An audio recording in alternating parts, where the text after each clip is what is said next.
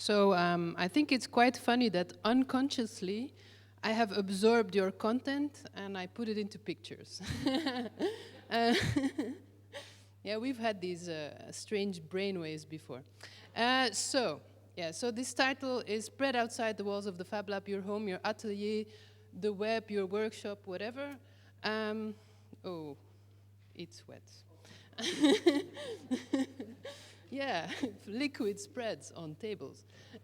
So, my name is Wendy Van Wynsberghe. I'm from Brussels, Belgium.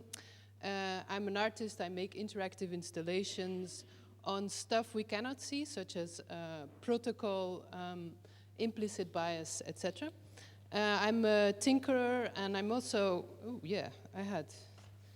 that's my website, which nobody, alas, can remember. And then I'm a member of Constant, which is an arts lab that organizes reflective moments about open culture, being critical of the web, sharing policies, etc., etc. And so for Objetos, Comunes, objects in common, we decided to work together with Medialab-Prado, and this is kind of a long trajectory, which is really, really nice. Thank you. Some cleaning. And so the image that was made was, as you can see, it consists of little bits, which only make sense if you see them together. And that was a bit also what I want to talk about. I want to talk about the conditions and the potential afterlife of an open hardware, open license object. And so, okay, we're all going to make these projects. You need to describe them. You can put the source files online. You make a bill of materials. You demo it. You make a fantastic video, and then you put an open license on it, and then you're done.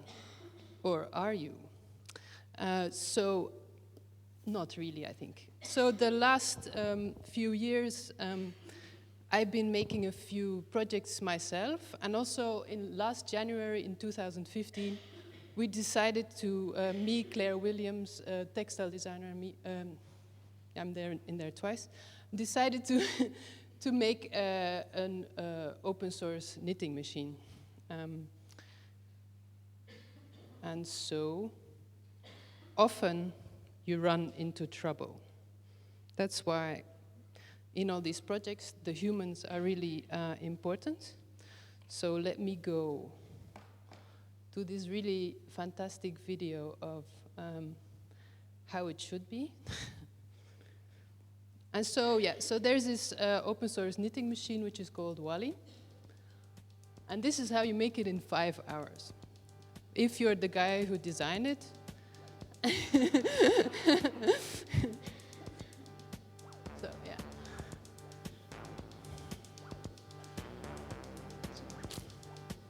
I forgot there was music.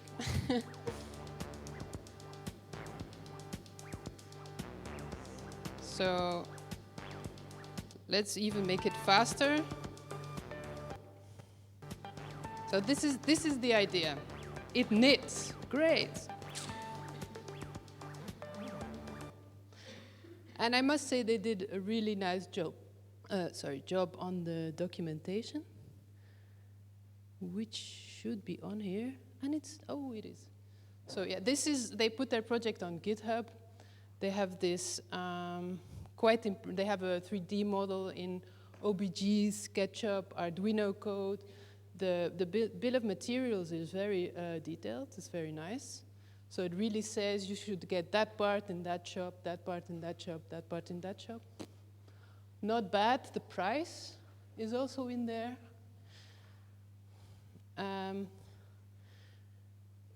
You have,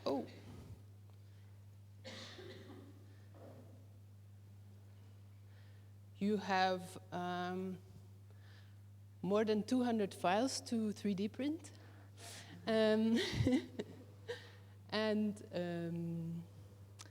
lots of other stuff to do, laser cutting, etc., etc. So in January, Claire and me we were like, let's make this machine together. And then, of course, we don't have a laser. We actually don't have a fab lab, and we don't have a 3D printer, and we had very little time. Because we also thought, like, let's exhibit this also. Let's make this process of making this machine live in a window. So I made a call to all my friends who have 3D printers, and I asked them, like, please send me files.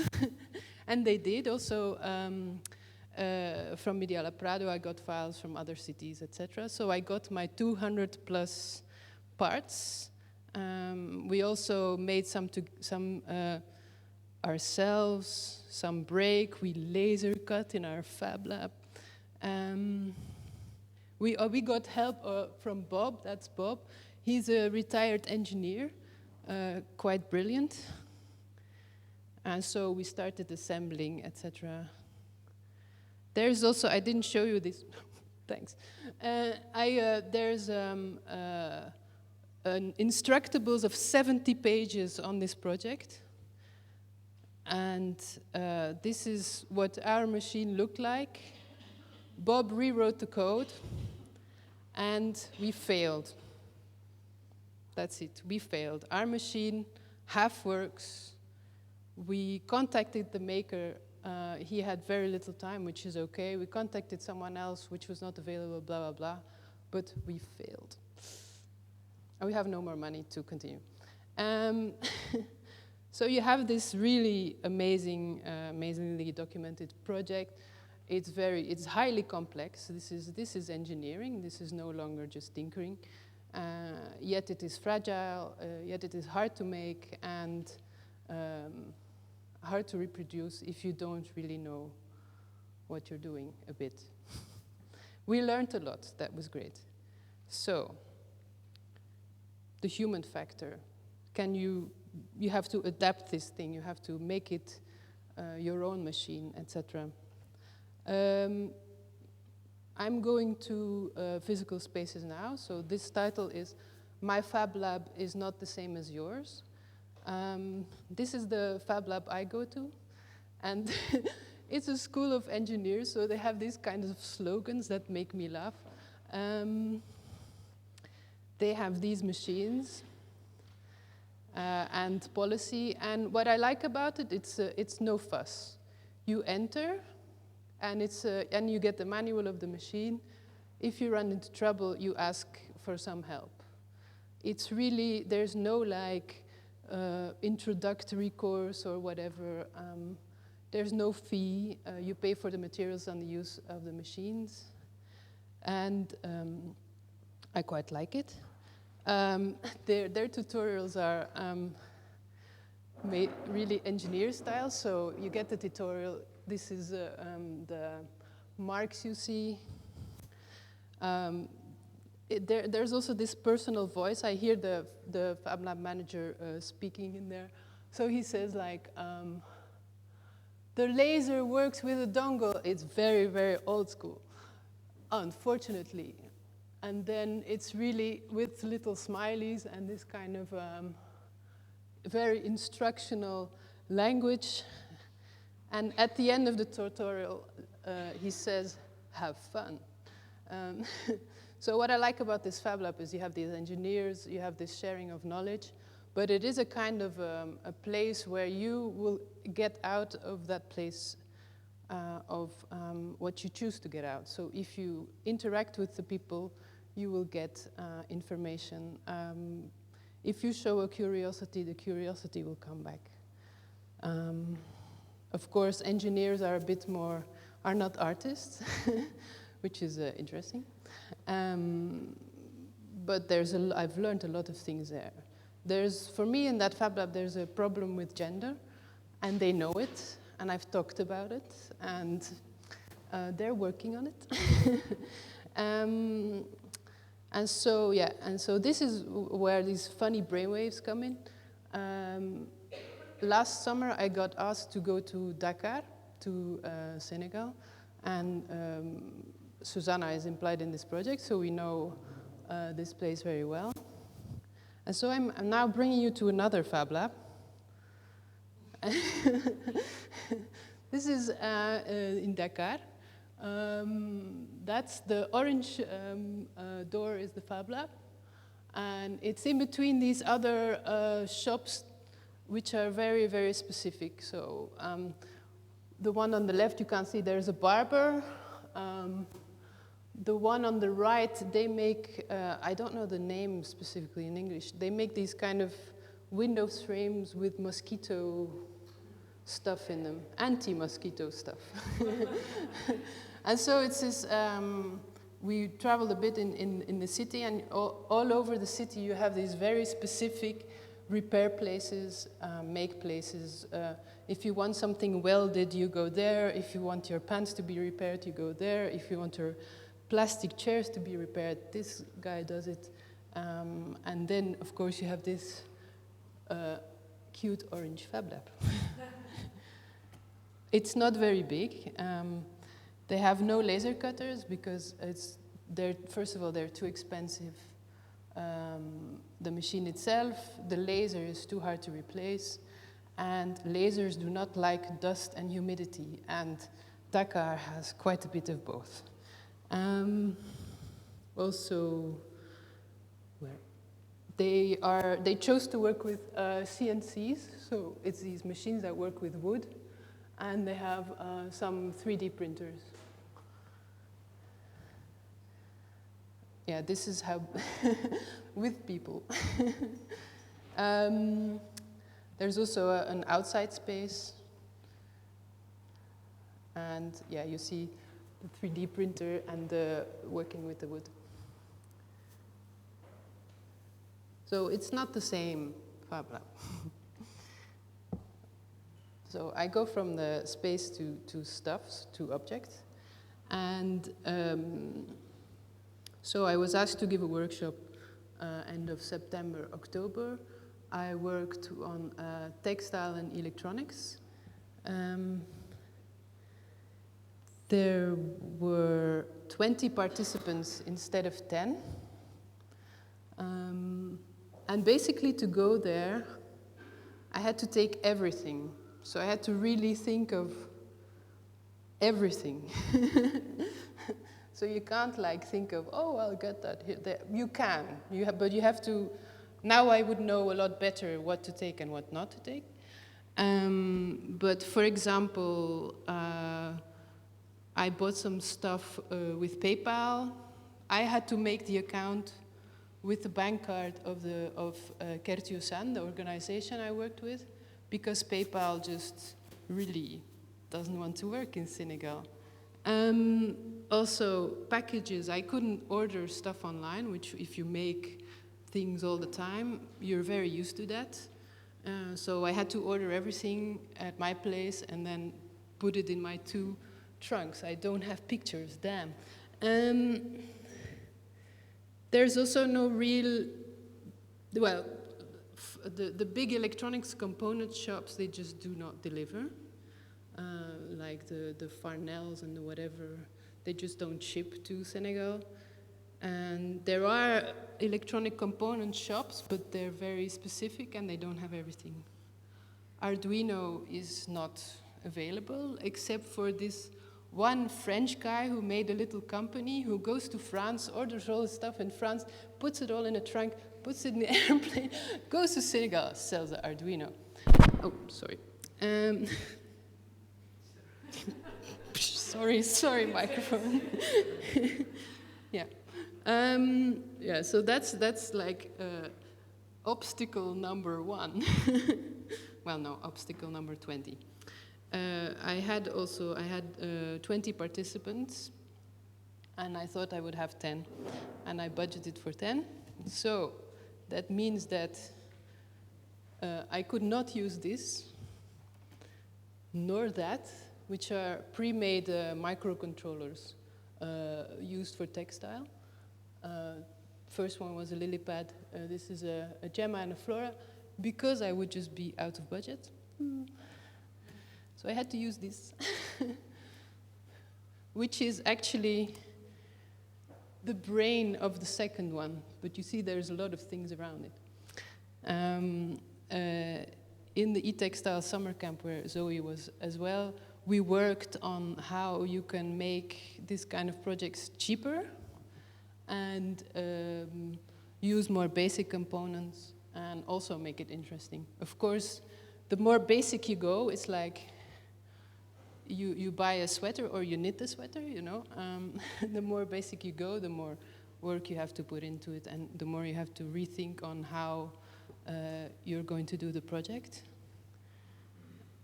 And so, yeah, so you go from modules which are 20 euros to something which costs €1. These were the participants in the workshop. They were very diverse, so I had engineers of telecom and people who had never touched code nor a soldering iron in their life and who work with textile. And then you do electronics. There was a lot of exchange. They were really the more textile-based people showed the engineers how to iron their circuits, and then the more engineer types showed how to solder to the textile people. To explain electronics, I did not show the Ohm's law. And great, I thought I put on my timer and I didn't. So stop me if... this is a way to explain resistance, for example. Lots of cars in Dakar and horses. And this is a way to show a diode. So an LED or a diode is one-way traffic for electricity. It can't go back.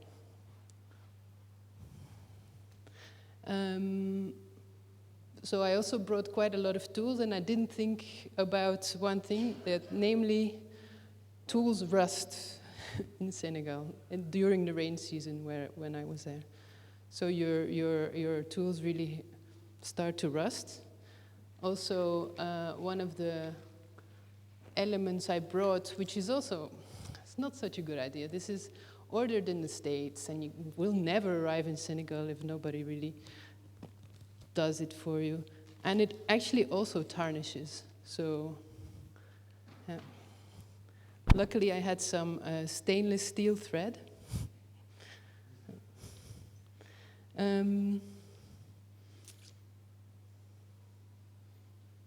Then presumption. So also this kind of thing you presume which is there and is not.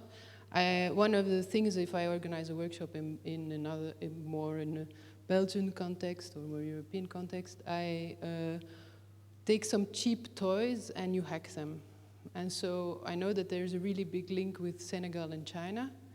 And we went around the town really for 2 hours in all kinds of directions, and it was super hard to find toys because the things you find are very functional, and these toys are sold at Christmas. It was not Christmas, so no toys.